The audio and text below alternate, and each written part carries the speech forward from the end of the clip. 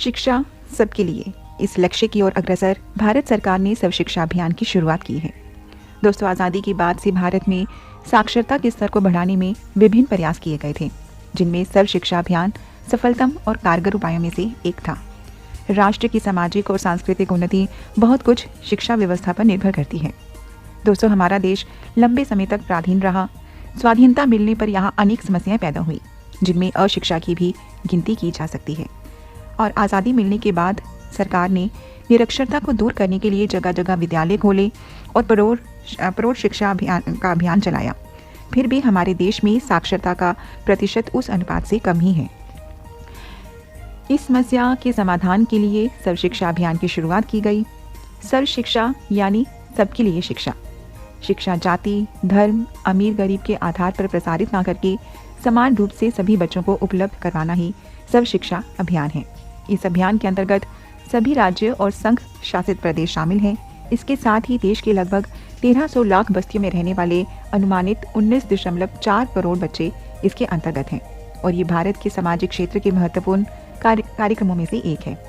सर्व शिक्षा अभियान के लक्ष्यों में प्रारंभिक शिक्षा में सार्वभौमिक पहुंच और लैंगिक अंतरों को समाप्त करना है। दोस्तों, प्राथमिक शिक्षा के सार्वभौमिकरण के अंतर्गत देश के सभी बच्चों के लिए पहली से लेकर 8वीं कक्षा तक निःशुल्क अनिवार्य शिक्षा का प्रावधान करने का उद्देश्य सुनिश्चित किया गया है।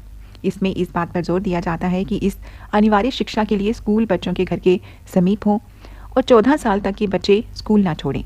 सर्व शिक्षा अभियान प्राथमिक शिक्षा के सार्वभौमिकरण से संबंधित कुछ कार्यक्रम हैं, जैसे ऑपरेशन ब्लैक बोर्ड, न्यूनतम शिक्षा स्तर, मध्याह्न भोजन स्कीम, पोषाहार सहायता कार्यक्रम, जिला प्राथमिक शिक्षा आदि। दोस्तों, इस अभियान को एक और नाम से भी जाना जाता है और वो है सभी के लिए शिक्षा अभियान। इस अभियान के अंतर्गत सब पढ़ें सब बढ़ें का नारा दिया गया है और इस अभियान की शुरुआत जो है वो वर्ष 2001-2002 में तत्कालीन प्रधानमंत्री श्री अटल बिहारी वाजपेयी जी के द्वारा की गई थी। दोस्तों, सर्व शिक्षा अभियान के अंतर्गत कई लक्ष्य निर्धारित किए गए थे, जैसे 8 साल की आयु वाले सभी बच्चों की प्रारंभिक शिक्षा पूरी करवाना, जीवन के लिए शिक्षा पर बल देते हुए संतोषजनक गुणवत्ता की प्रारंभिक शिक्षा पर ध्यान केंद्रित करना, प्रारंभिक स्तर पर आने वाले सभी लिंग संबंधी और सामाजिक श्रेणी के अंतराल को खत्म करना। इन लक्ष्यों की प्राप्ति के लिए ऐसी कार्यनीतियां बनाई गई जिनमें प्रखंड स्तर के संसाधन केंद्रों की स्थापना हेतु स्थानीय समुदाय समूहों और संस्थागत क्षमता निर्माण को सक्रिय रूप में शामिल किया गया। इस अभियान की रूपरेखा में शिक्षकों की नियुक्ति, उनका प्रशिक्षण, माता पिता और छात्रों को प्रेरित करना, छात्रवृत्ति, वर्दी, पाठ्य पुस्तकों आदि प्रोत्साहन के प्रावधान शामिल थे। इस अभियान के अंतर्गत उन क्षेत्रों में नए विद्यालय खोलने का भी लक्ष्य रखा गया जहां विद्यालय सुविधाएं कम हैं।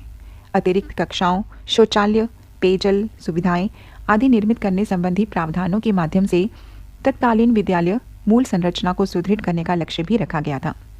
दोस्तों, इस अभियान के अंतर्गत न केवल 99% बच्चों की प्राथमिक स्कूल में भागीदारी बढ़ाई है, बल्कि 3 से 4% 6 से 14 वर्ष के बच्चों को स्कूल छोड़कर जाने से भी रोका है। सर्व शिक्षा अभियान के अंतर्गत विशेषकर बालिका, पिछड़ी जाति जनजाति के बच्चों और गरीब बच्चों पर ध्यान दिया गया है।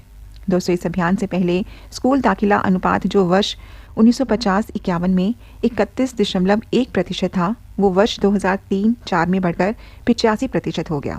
वर्ष 2001 में विद्यालय नहीं जाने वाले बच्चों की संख्या 3.2 करोड़ थी, जो 2005 में घटकर 95 लाख हो गई।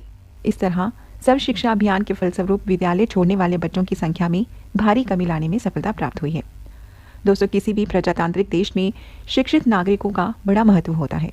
शिक्षा द्वारा ही आर्थिक आवश्यकता को पूरा करने के लिए हर स्तर पर जनशक्ति का विकास होता है। शिक्षा के आधार पर ही अनुसंधान और विकास को बल मिलता है। साथ ही समाज में फैली कुरीतियों और अंधविश्वास को रोकने में भी शिक्षा का अहम योगदान रहता है। इस तरह शिक्षा वर्तमान ही नहीं, भविष्य निर्माण में भी अनुपम साधन है। इन सब दृष्टिकोणों से भी शिक्षा को मौलिक अधिकार बनाने का महत्व साफ हो जाता है।